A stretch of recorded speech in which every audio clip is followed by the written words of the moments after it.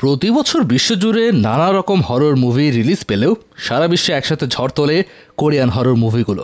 সম্প্রতি রিলিজ হওয়া এক্সুমা তেমনই একটি কোরিয়ান হরর, যেটি একসাথে কাঁপাচ্ছে পুরো বিশ্ব। এক্সুমা, যার বাংলা অর্থ হচ্ছে কবরের লাশকে প্রতিস্থাপন করা, অর্থাৎ কবরে থাকা কোনো লাশকে তুলে অন্য কোথাও কবর দিলে তাকে এক্সুমা বলে। নামের অর্থই বলে দেয় কী পরিমাণে ভয় ধরিয়ে দেওয়া কনসেপ্টের উপর তৈরি হয়েছে এই হরর মুভিটি। তাই তো মুক্তির পর এখন বক্স অফিসে সব রেকর্ড ভেঙে চুরে দাপিয়ে বেড়াচ্ছে এই কোরিয়ান হরর। চলুন ডুব দেওয়া যাক এর গা শিউরে তোলা কাহিনীতে। মুভির শুরুতে আমরা হাউলিন এবং বঙ্গিলকে দেখতে পাই। পেশায় তারা শামান বা ওঝা, মৃত আত্মা তাড়ানোই তাদের পেশা। তারা একটি হসপিটালে এসে পৌঁছায়। হসপিটালে আমরা একটি বাচ্চা ছেলেকে দেখতে পাই। এই বাচ্চাটি যতক্ষণ জেগে থাকে ততক্ষণে আকাশ পাতাল কাঁপানো কান্নার ওপর থাকে, আর ডাক্তাররাও এর কোনো রোগ ধরতে পারেনি। তাই শেষ পর্যন্ত এর রহস্য ভেদ করতে হাউলিন আর বঙ্গিলকে ডাকা হয়েছে। হাউলিন গভীর মনোযোগ দিয়ে বাচ্চাটিকে পরীক্ষা করে। সে বুঝতে পারে এই বাচ্চার উপর কবরের আছর রয়েছে, অর্থাৎ তার কোনো মৃত পূর্বপুরুষ তার উপর ভর করেছে।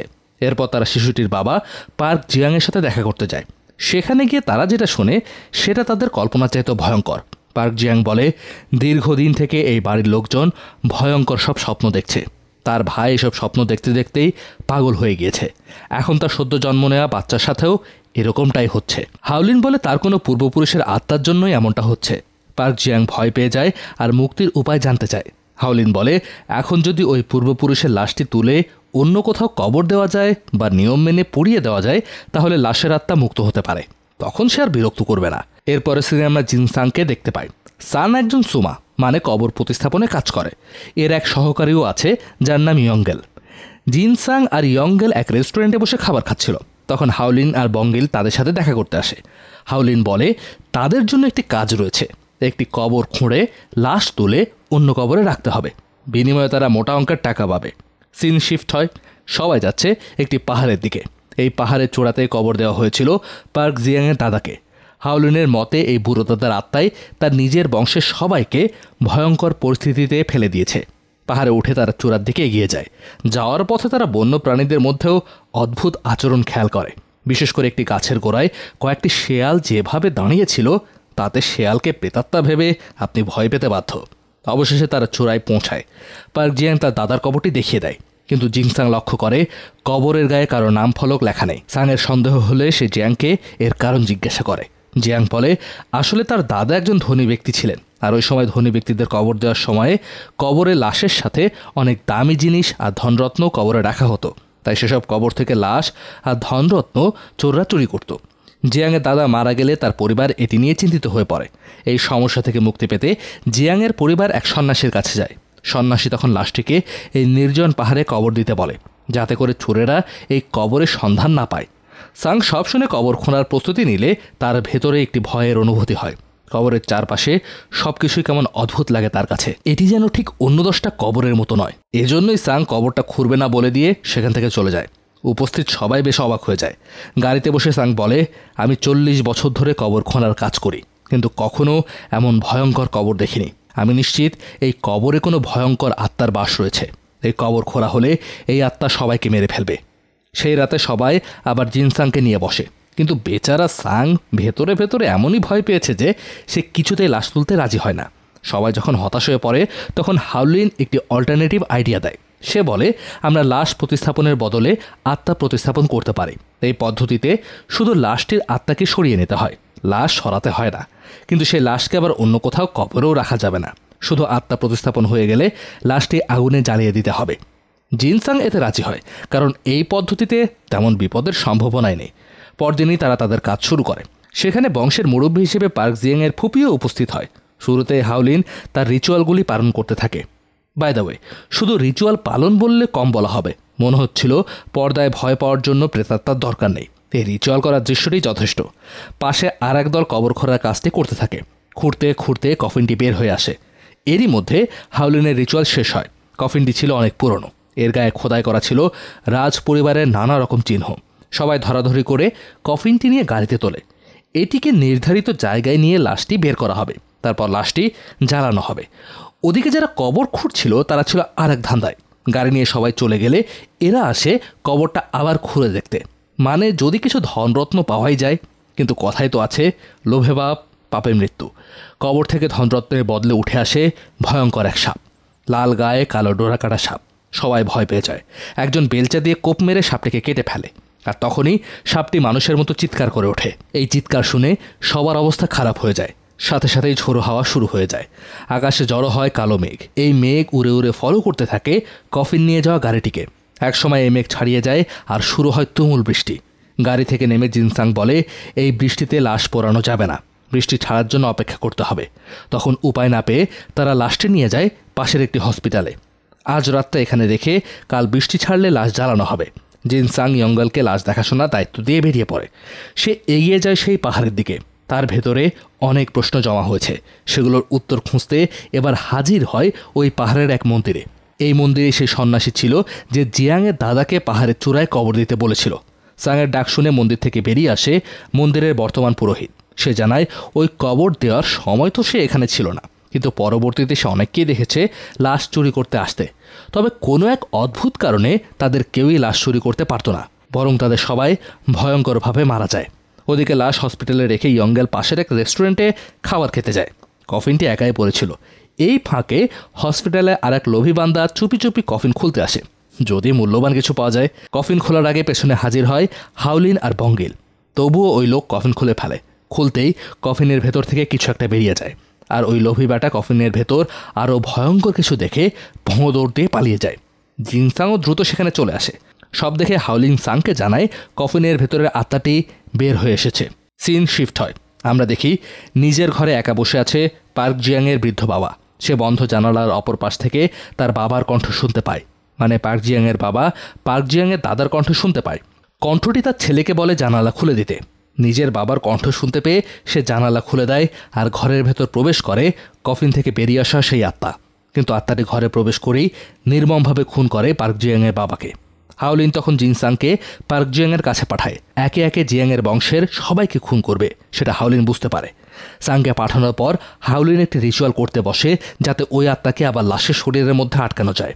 হাউলিন মন্ত্র পড়া শুরু করলে আত্মাটি হাজির হয়, তবে ভর করে গিয়ে বঙ্গেলে সরে নেয়।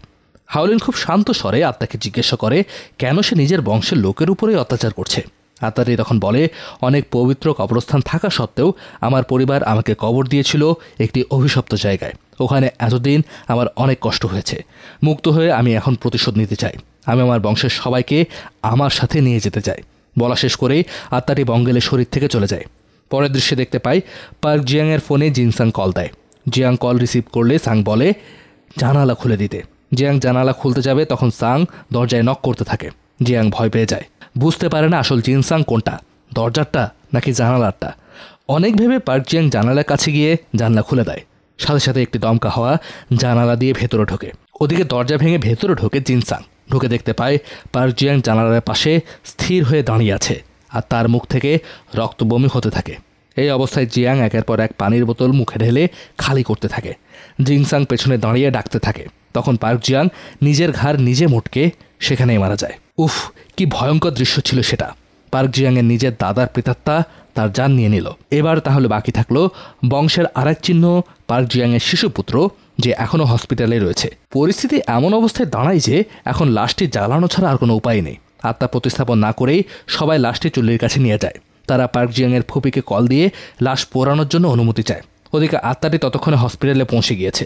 আত্মাটি হাত বাড়িয়ে বাচ্চাটির দিকে যেতে থাকে। হাতটি যখন বাচ্চাটির গলার কাছে চলে আসে, তখনই পার্ক জিয়াংয়ের ফুপি লাশ পোড়ানোর অনুমতি দেয়। সাথে সাথেই লাশ পোড়ানো শুরু হয়, আর লাশ পড়তে শুরু করতেই আত্মাটি দুর্বল হতে থাকে। দুর্বল হয়ে পার্ক জিয়াংয়ের আত্মাটি আস্তে আস্তে ভ্যানিশ হয়ে ধ্বংস হয়ে যায়। বাচ্চাটি বেঁচে যায়। কি ভাবছেন, মুভি শেষ? আসল খেলা তো শুরু এখন হবে। পরদিন জিনসাং চলে যায় সেই লোকটির কাছে যে ওই দিন কবরে উঠে আসা সাপটি কেটে ফেলেছিল। তার কাছে গিয়ে সাং জানতে চায় ওই দিন কি হয়েছিল। লোকটি বলে ওই দিন যে সাপটি সে মেরেছিল সেটি সাধারণ সাপ ছিল না। ওই ঘটনার পর থেকে সে রাতে ঘুমাতে পারে না। ঘুমালেই সাপটি স্বপ্নে চলে আসে। সাং বুঝতে পারে ওই কবরে কোনো রহস্য আছে।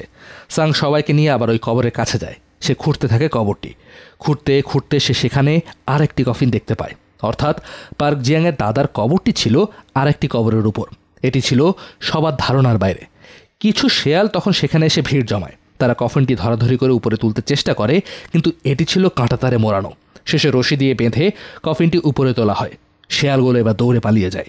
উপরে তোলার পর সবাই অবাক হয়ে যায়, কারণ কফিনটি ছিল অস্বাভাবিক লম্বা। সবাই আবার ধরাধরি করে কফিনটি গাড়িতে তোলে। এটি নেওয়া হবে সেই সন্ন্যাসীর মন্দিরে। মন্দিরে গিয়ে কফিনটি রাখা হয়। আজ রাত্রে এখানে রেখে পরদিন সকালে এটি খোলা হবে।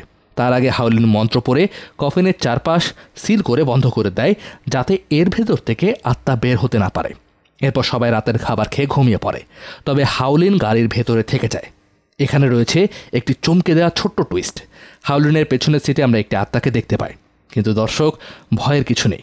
এটি আসলে তার শাশুড়ির আত্মা। হাউলিনের যখন কোনো বিপদের সম্ভাবনা থাকে, তখন তার শাশুড়ির আত্মা তাকে রক্ষা করতে চলে আসে। বউ শাশুড়ির কি মিল, ভাবা যায়। তো রাতে বঙ্গেলে ঘুম ভেঙে যায়। সে বাইরে বেরিয়ে আসে। তখনই পাশের খামার থেকে শব্দ পেয়ে সে খামারের দিকে এগিয়ে যায়। ভেতরে গিয়ে যা দেখে সেটা দেখার জন্য ভূতে ফেমের রাসেল ভাইও প্রস্তুত ছিল না। কেউ একজন খামারের সবগুলো পশুকে মেরে ফেলেছে, আর খুনি পাশে বসে মৃত পশুগুলোর মাংস খাচ্ছে। আর তা থেকে একটু দূরে পড়ে আছে মন্দিরের পুরোহিতের লাশ।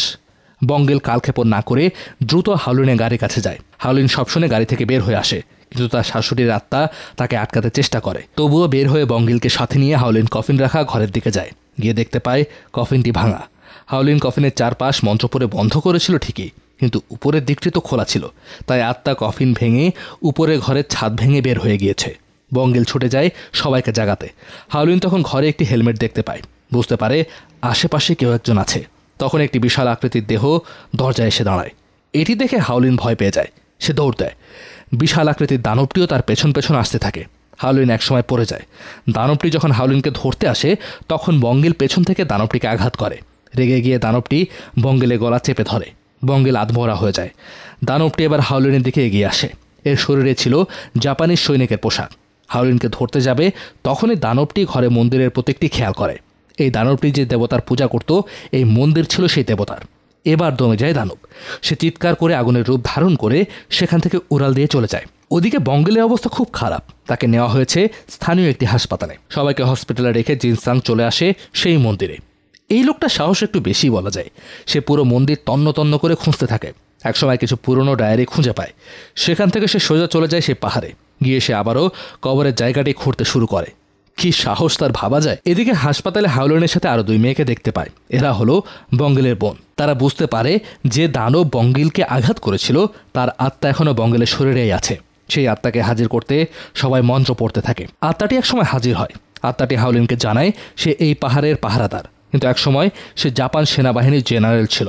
দর্শক, এখানে বলে রাখছি, 1910 সাল থেকে 1945 সাল পর্যন্ত জাপান কোরিয়াকে শাসন করেছিল। মূলত ওই সময় এই জাপানি জেনারেল কোরিয়ার এই অঞ্চল শাসন করত, কিন্তু সে ছিল প্রচণ্ড অত্যাচারী। তার অত্যাচারে অতিষ্ঠ হয়ে স্থানীয় লোকজন একজোট হয়ে তাকে হত্যা করে।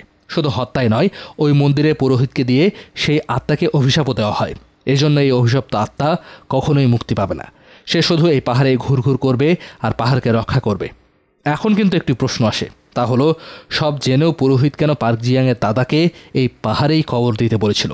আগে যেমনটা বলেছি, তখন ধনীদের কবরে চুরি হতো। এখানে জেনারেলের আত্মা যাতে কবরটিকে রক্ষা করতে পারে, তাই জেনারেলের কবরের উপরেই পার্ক জিয়াংয়ের দাদাকে কবর দেওয়া হয়। ওদিকে জিনসাং কবর খুঁড়তে গিয়ে দেখে তার সামনে থেকে কবরের মাটি সরে যাচ্ছে। মাটির ভেতর থেকে বের হয়ে আসে জেনারেলের লাশ। সাং তখনই সেখান থেকে দৌড়ে চলে যায়। কি ভেবেছেন আমাদের সাং ভয় পেয়েছে? মোটেও না। পরদিন সাং সবাইকে নিয়ে সেই পাহাড়ে আবার যায়। তাদের সবাই প্ল্যান করেছে লাশটিকে পুড়িয়ে ফেলবে, কারণ লাশ না পোড়ালে এর আত্মা একসময় বঙ্গলকে মেরে ফেলবে। সবার মুখে লেখা থাকে একটি মন্ত্র। তারা অনেকগুলো জ্যান্ত মাছ ওই কবর থেকে ছড়িয়ে রাখতে রাখতে দূরে একটি গাছ পর্যন্ত নিয়ে যায়। আত্মাটি কবর থেকে উঠে মাছ খেতে খেতে ওই গাছ পর্যন্ত যাবে। তখনই জিনসাং কবরে গিয়ে খুঁজবে এই দানবের ফিরে আসার কারণ, আর তারপর তারা ধ্বংস করবে এই আত্মা আর পুড়িয়ে দেবে লাশ। তারপর তারা রাত গভীর হওয়ার জন্য অপেক্ষা করতে থাকে। ধীরে ধীরে রাত গভীর হতে থাকে। একসময় জেনারেলের আত্মা কবর থেকে উঠে আসে। সে মাছ খেতে খেতে গাছের দিকে এগোতে থাকে। হাউলিন তখন ওই গাছের পেছন থেকে ধোঁয়া সৃষ্টি করে। জেনারেলের দানব আত্মা মাছ খাওয়া বাদ দিয়ে এবার হাউলিনের দিকে এগিয়ে আসে। অন্যদিকে জিনসাং আর ইয়ঙ্গেল সেই কবরে গিয়ে খোঁজাখুঁজি শুরু করে। খোঁজাখুঁজি শেষ না হওয়া পর্যন্ত যে করেই হোক দানবটিকে আটকিয়ে রাখতে হবে। হাউলিন তাই জেনারেলের দানবটির সাথে তার যুদ্ধের সময়ের গল্প তুলতে চেষ্টা করে, কিন্তু জিনসাংরা কবরে কিছুই খুঁজে পায় না। এদিকে জেনারেলের সাথে গল্প তুলেও সুবিধা করতে পারে না হাউলিন। এক পর্যায়ে জেনারেল হাউলিনের উপর আক্রমণ করে। তখন হাউলিনকে রক্ষা করতে এগিয়ে আসে তার শাশুড়ির আত্মা। এই ফাঁকে হাউলিন কবরের দিকে দৌড় দেয়। জেনারেলের আত্মা হাউলিনের শাশুড়ি আত্মাকে কুপঘাত করে ফেলে। তারপর আগুনের রূপ নিয়ে উড়ে যেতে থাকে তার কবরের দিকে। কবরে তখন জিনসাং ছিল। আগুনটা সোজা জিনসাংয়ের সামনে গিয়ে পড়ে। তারপর জেনারেল জিনসাংয়ের বুকে আঙুল ঢুকিয়ে দেয়। জিনসাং মাটিতে পড়ে যায়। তখনই হাউলিন তাদের সাথে আনা মন্ত্র পড়া রক্ত জেনারেলের শরীরে ঢেলে দেয়। জেনারেল তখন অদৃশ্য হয়ে যায়। পরে থাকে তার হেলমেট, কিন্তু রক্তে হেলমেটটি গলতে শুরু করে। এরই দেখে জিনসাং বুঝতে পারে এই রক্ত দিয়ে জেনারেলের আত্মাকে ধ্বংস করা যাবে। তখনই দানবরূপী জেনারেল হাউলিনের সামনে এসে তার গলা চেপে ধরে। এবার হাউলিনের চোখে ভেসে ওঠে কিভাবে জেনারেলের কবর দেওয়া হয়েছিল সেই দৃশ্য। জিনসাং তখন একটি কাঠের টুকরো জেনারেলের পায়ে ঢুকিয়ে দেয়। ব্যথায় জেনারেল চিৎকার করে ওঠে। সে তখন হাউলিনকে ছেড়ে দিয়ে জিনসাংকেই চেপে ধরে। ইয়ঙ্গেল তখন একটি কুড়াল দিয়ে জেনারেলকে কোপাতে থাকে, কিন্তু তাতে তার কিছুই হয় না। জিনসাং তখন কাঠের টুকরোর মন্ত্র পড়া রক্ত মেশায়। তারপর আঘাত করে জেনারেলকে। এবার জেনারেল কিছুটা কাবু হয়, কিন্তু আবার আক্রমণ করে জিনসাংকে। মার খেতে খেতে জিনসাং লাঠিতে আরও রক্ত মেশায়। তারপর আঘাত করতে থাকে তাকে। জেনারেল ব্যথায় চিৎকার করতে থাকে, কিন্তু জিনসাংকে ছাড়ে না। জিনসাং সুযোগ বুঝে কাঠের টুকরো দিয়ে জেনারেলের গলায় আঘাত করলে সেখানেই তার শরীর থেকে মাথাটি আলাদা হয়ে যায়। দুটিয়ে পড়ে দানব জেনারেলের মুন্ডহীন শরীর। আর ওদিকে সাথে সাথে জ্ঞান ফেরে বঙ্কিলের, অর্থাৎ আত্মাটি ধ্বংস হয়ে গিয়েছে। মূলত এই আত্মার প্রভাবে বেপরোয়া হয়ে উঠেছিল পার্ক জিয়াংয়ের দাদার আত্মা। আহত জিনসাংকে হসপিটালে নেওয়া হয়। তারপর ধীরে ধীরে জিনসাং সহ সবাই সুস্থ হয়ে ওঠে। এরপর মুভির লাস্ট সিনে আমরা দেখি হাউলিন আর বঙ্গিলকে তাদের কাজে আবার ফিরে আসে। তবে হাউলিন তার দিব্য দৃষ্টিতে জেনারেলের আত্মাটিকে মাঝে মধ্যে দেখতে পায়। ওদিকে জিনসাং কবর খোঁড়ার কাজ ছেড়ে দিয়েছে। তার শিষ্য ইয়ঙ্গেল এখন কবর খোঁড়ার কাজ করে। এখানে এসে শেষ হয়ে যায় হরর জনরার ঝড় তোলা এই মুভিটি। কোরিয়ান হরর নিয়ে আসলে নতুন করে বলার কিছু নেই, তবে এক্সুমা হলো এই জনরার সেরা। যদিও আমাদের বাংলার রাজামৌলি খ্যাত ইকবাল ভাইয়ের ডেড বডি না দেখলে বোঝা যাচ্ছে না কোনটা সেরা, কিন্তু কি আর করার, ডেড বডি তো আপাতত মর্গে। তো দর্শক, এক্সুমা হোক বা ডেড বডি, আর কোন কোন সিনেমার এক্সপ্লেনেশন আগামীতে দেখতে চান বা এই ধরনের সিনেমা নিয়ে আরও কাজ করবো কিনা সেটাও জানাতে পারে। আমাদের চ্যানেলটিতে লাইক, কমেন্ট, সাবস্ক্রাইব তো করবেনই, আর সেই সাথে আমাদের আগামী আয়োজনের অপেক্ষায়। আপনি নিজে ভালো থাকবেন, অন্যদেরকেও ভালো রাখবেন। ধন্যবাদ।